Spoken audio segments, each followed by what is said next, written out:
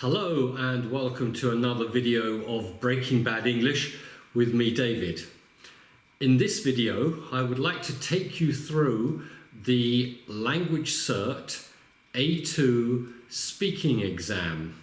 So in this exam, we do not want to talk or try to talk very quickly. We want to keep the speed which is slow to medium, okay, no faster than that.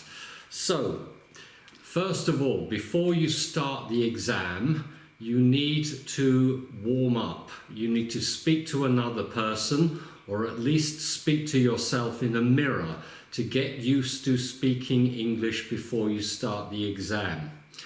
When you go into the exam room, and it doesn't make any difference if you take the exam in an exam room with an interlocutor or online, you need to take some deep breaths before you start. 3 deep breaths. So,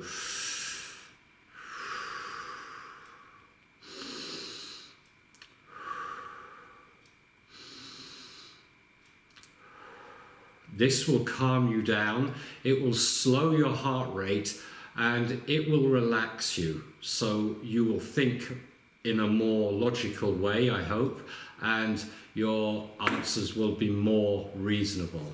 So the exam itself, it takes 9 minutes in total, and the interlocutor, and I am an interlocutor, starts saying this: LanguageCert International ESOL, speaking, access level 26th of December 2022.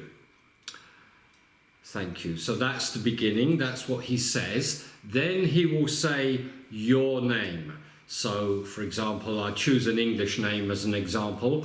John Smith, exam begins.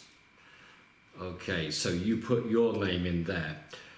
The interlocutor then introduces himself and he says, hello, my name is David Crofts. Can you spell your family name for me, please? So now this is your first chance to speak. You should say hello or good morning, good afternoon, and then spell your family name. So, as I said before, John Smith, family name is spelt S-M-I-T-H. Say the letters slowly and clearly. The interlocutor then says, thank you, where are you from? And let's say John Smith is from, I don't know, Karachi in Pakistan, just as an example. Now part 1.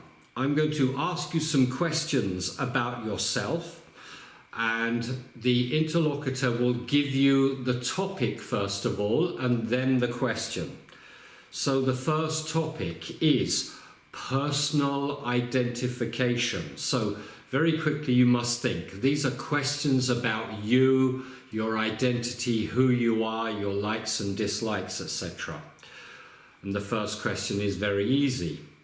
Where were you born? So don't just say Karachi, say I was born in the capital city of Pakistan, which is known as Karachi. Make a full sentence, it sounds much better. The next topic is free time entertainment. Do you play any sports? Now, in the question, it is the present tense. Do you play any sports? It's not asking a past tense question or a future question, it's present tense. So you respond with something like, for example, yes, I play cricket. I usually play cricket at the weekend and I am a member in a team. I enjoy cricket very much because I enjoy playing a sport with other people. Okay, a couple of sentences there, but that is just right for the exam. The next topic, shopping. How often do you go shopping? So again, it's a present tense question. Now you should answer with something like, I go shopping quite frequently, perhaps 2 or 3 times a week. I buy supplies for my home, for example, food and other things every other day, but I buy things like electronics perhaps once a month.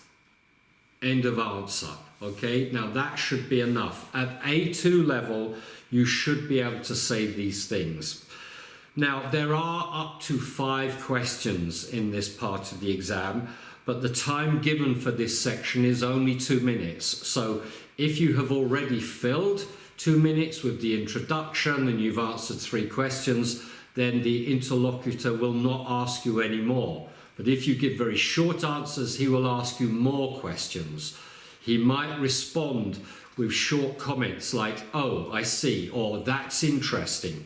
He will not say to you, "Well done, good answer," or "Excellent." He will not say that.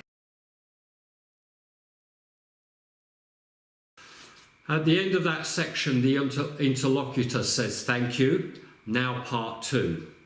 In part 2, I'm going to ask some questions. I'm going to read some situations, and I want you to start or answer. The first situation. We're in a post office. I almost hit you with my bag. I start. "Oh, I'm really sorry." You must react. You should say something like, "Oh, that's okay. I wasn't looking either. No problem." And I could then react. I could say something like, "Which queue are you in? Is this the queue for overseas mail?" And you say, "Yes, it is. Do you want to send something to another country?" And I say, "Yes, I want to send this letter to Japan." And you say, "Yes, you are in the right queue. Thank you." End of conversation. So you want to speak about 2 or 3 times, and the interlocutor will speak 2 or 3 times, turns each. Do you understand? Try to imagine the situation and try to keep the conversation going. Just imagine it was a real situation in a post office. You're acting this role. You are playing the part of a person in a post office, but you're acting really. In the second situation, you will start the conversation. So here's an example. "We're friends. You're moving to a new home and you want some help. You start." So you must react. You must say, "Oh, hello, Mr. Crofts. I'm moving house next week and I need some help moving my furniture. Do you think you could help me?" And I say, "Certainly. What day are you moving on?" And you say, "On Thursday." And I say, "Well, I am free on Thursday afternoon." And you say, "Yes, that would be great. If you could come to my house at about 1 p.m, I can tell you what I need help with." And I say, "Fine, I will see you on Thursday." End of conversation. So again, you've spoken 2 or 3 times, so have I. We've made a conversation. Usually, you will only play 2 roles, the one where I start as the interlocutor and the one where you start as the student. So, okay. If you don't give long answers, perhaps we will play 3 situations, 3 role plays, but it's quite unusual.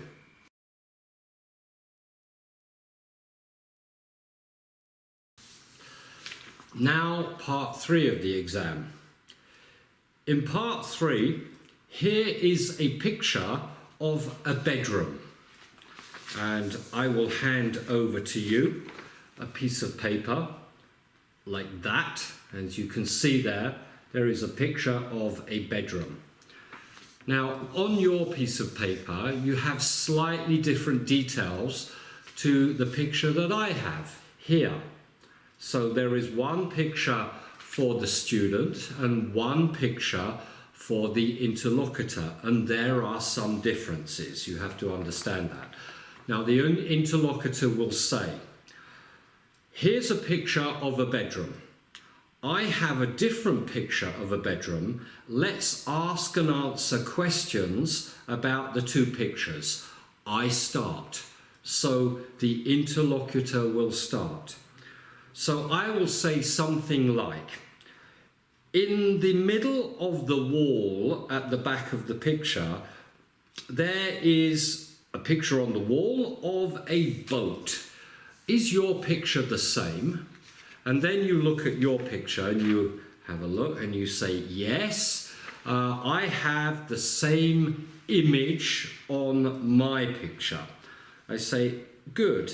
What is in the middle of your picture? So I ask you a question and you say, for example, in the middle of my picture, there is a boy who is standing on a bed, something like that. And he's got his right or left arm in the air, like that.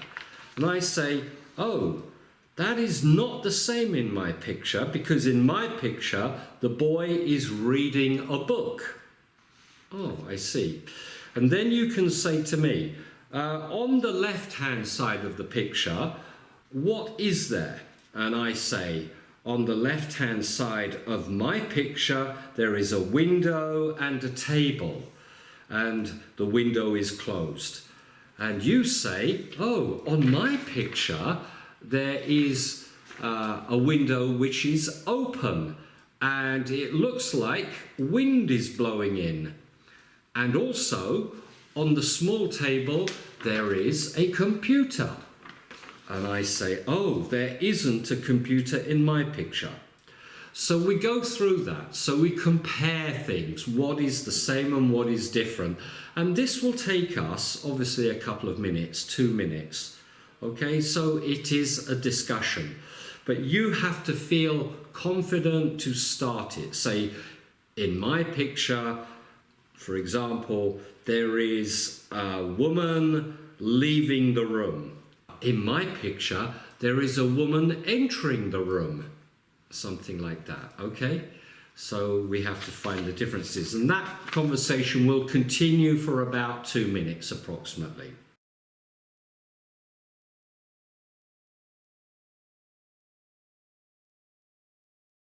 Now we come on to part 4. Now this part lasts 3 minutes in total time. In part 4, you're going to talk about something for 1 minute.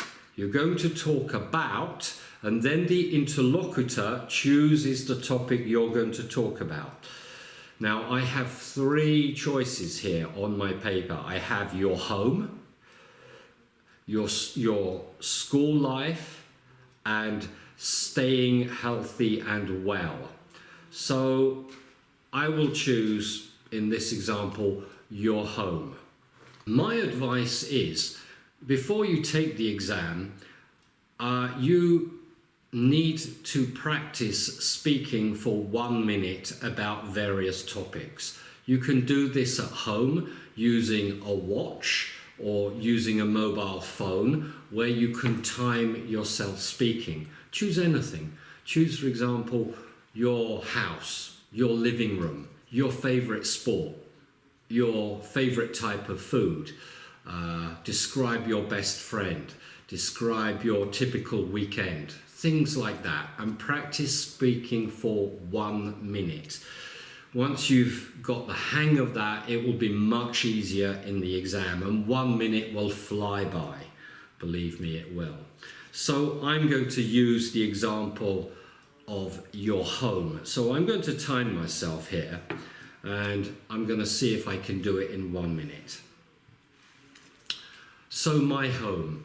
I live in a fairly small house, which is in the suburbs of a town. My house has got 2 bedrooms and a living room, a bathroom and a kitchen. The house is quite modern. It was built about 20 years ago, and it has lots of amenities. For example, it has a nice modern fitted kitchen. It has electricity in all rooms. We have hot water and cold water in the bathroom. My favourite room of my house is the living room, because in the living room I spend most of my time. I watch television in the living room. I also have my computer there where I study and work. My house is a typical family home in my opinion. There we go. 1 minute and 1 second. Now you have, by the way, something like 30 seconds to prepare for the speaking, and the interlocutor will give you a piece of paper.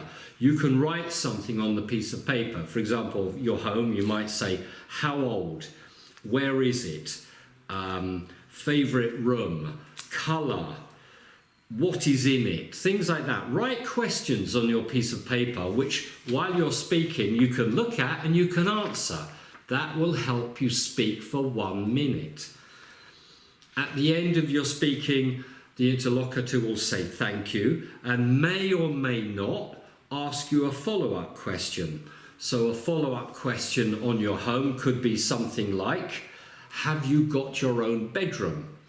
And you say, no, I don't have my own bedroom as such. I share my bedroom with my brother. So 2 of us share 1 bedroom. Okay, you've done it.